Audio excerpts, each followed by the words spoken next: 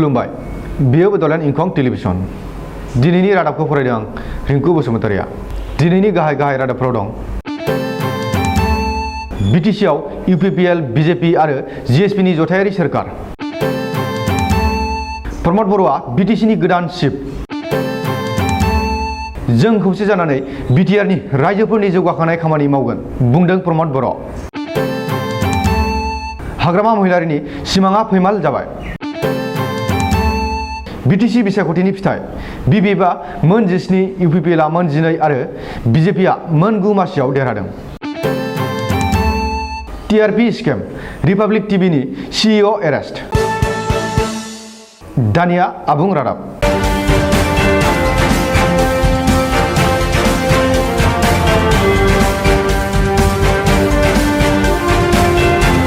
एबसुनि आफादगिरि दिपेन बर'आ दिनै फुङाव खौरां बिजोंनि सिगाङाव बुंनाय बादिनो जाबाय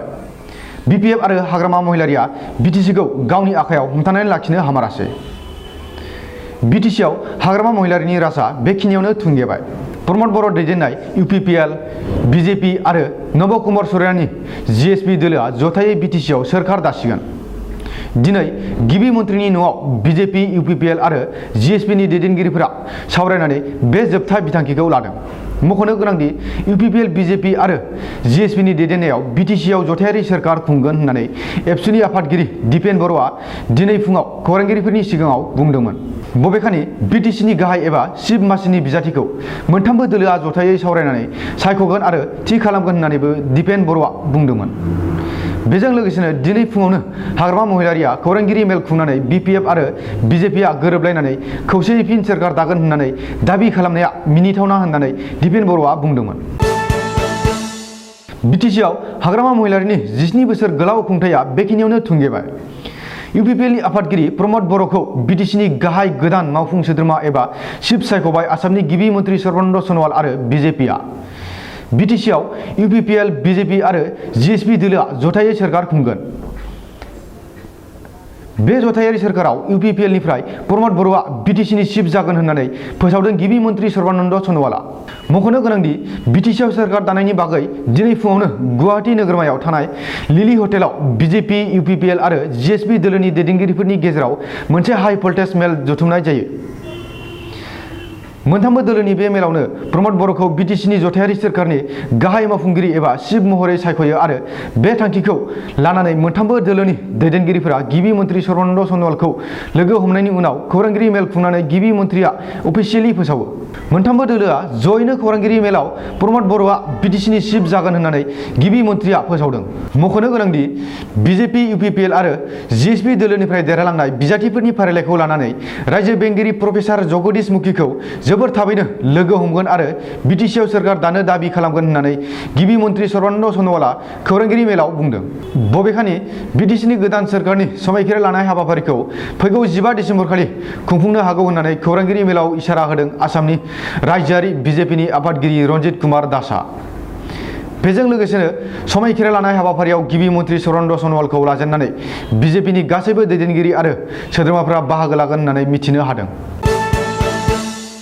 जों खौसे जानानै बिटिआरनि रायजो राजाफोरखौ सिबिनो सिगांदों सिगांनि समाव बिटिआरनि रायजो राजाफोरा जोबोर खस्थ' भुगिनांबाय बिटिआरआव गासैबो हारि हारिसायानो गोजोन आरो खुसियै थानो हागोन जों टीम हिसाबै खामानि मावगोन बे बाथ्राखौ बुंदों इउपिपिएलनि आफादगिरि आरो बिटिसिनि गोदान चिफ महरै सायख'जानाय प्रमद बर'आ आसामनि गिबि मन्थ्रि सर्बानन्द सन'वालआ प्रमद बर'खौ बिटिसिनि गोदान सोरखारनि दैदेनगिरि एबा चिफ महरै अफिसियेलि फोसावनायनि उनाव खौरांगिरि मेलाव प्रमद बर'आ गाहाय मन्थ्रि नरेन्द्र मदि गिबि मन्थ्रि सर्बानन्द सन'वाल मन्थ्रि हिमन्त बिश्व शर्मा रन्जित दासमोनखौ साबायखर बावनानै बिटिआरआव इउपिपिएल बीजेपी आरो जीएसपीनि जथायारि सोरखारा गोजोन खौसेथि आरो समान जौगाथायनि खामानि मावगोन होननानै रादाय होदों मख'नो गोनांदि बे मोनसे खौरांगिरि मेलावनो बाहागो लादों मन्थ्रि हिमन्त बिश्व शर्मा रायजोआरि बीजेपी आफादगिरि रन्जित दास आरो जीएसपीनि आफादगिरि नब कुमार सरेनियामोना खौरांगिरि मेलाव रन्जित दासआ बुंदोंदि बिटिआरनि रायजो राजाफोरा सोलायनायखौ नागिरदोंमोन आरो बिनि थाखायनो भट होदों गोलाव समनिफ्रायनो गोबां दान्थे बिदान्थे आरो नेनायनि गेजेरजों खुंजानाय बिटिसि बिसायख'थिनि फिथाइया ओंखारबाय नाथाय देग्लायनि बिटिसि बिसायख'थियाव बिपिएफ इउपिपिएल आरो बीजेपी मोनसेबो दोलोआ हारसिङैनो सोरखार दानो हानायनि गोहोआव फैनो हायाखै बबेखानि BPFआ हारसिङैनो मोन 17 मासियाव देरहानो हादों। बे समाव BJPनि अनगायै BPF आरो UPPL मोन्नैबो दोलोआनो सोरखार खुंनो हाया। अब्लाबो BTCआव BJPनि मददाव BPFआनो फिन सोरखार दागोन होननानै BPFनि गाहाय हाग्रामा महिलारिया दिनै फुङाव खौरांगिरि मेल खुंनानै दाबि खालामदोंमोन। बेजों लोगोसेनो आसाम सोरखार आरो मिरुआव BPFआ दासिमबो BJPजों गोरोबथायावनो दं हिसाबै BTC बिसायख'थियाव BPFखौ मदद खालामनो थाखाय हाग्रामा महिलारिया खौरांगिरि मेलनि जोहै BJPनि आफादगिरि JP नाड्डा आरो आसामनि रायजोआरि BJPखौ खावलायहरदोंमोन।